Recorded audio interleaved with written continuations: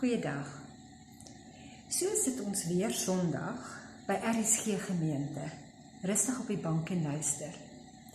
Nou op die plaas is ons syne nie altyd die wonderlikste nie, en die radio is een van hulle. So jy sal op die stasie begin, en dan so halfpad deur die diens, dan skuif hy net so 'n aks af van die stasie af, dat daar 'n ligte gesuis is. En dit kan man die verskriklik irriteer. So halfpad in die diens spring hy gewoonlik op, en dan karring hy aan die radio.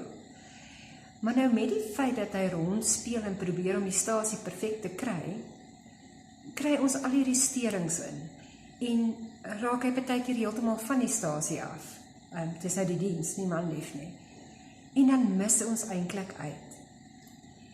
En dit laat my so dink dat ons partykeer so krities kan staan teen mense wat vir ons ietsie aanbied, wat vir ons veral op geestelike vlak iets lewer en 'n diens lewer en 'n boodskap oordra.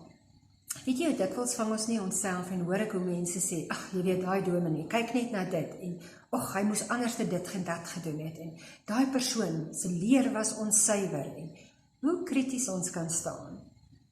Maar weet jy wat, as ons kan vir 'n oomblik toelaat om die effense sterings mis te luister, en net te luister na wat die boodskap is, wat die Here vir ons wil gee daardeur, gaan ons dalk soveel meer baat, en gaan die ou Satan so veel verloor aan dit wat hy gebruik om ons aandag mee af te trek.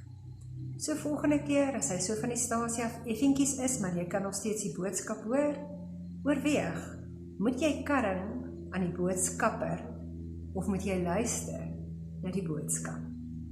Mooi bly.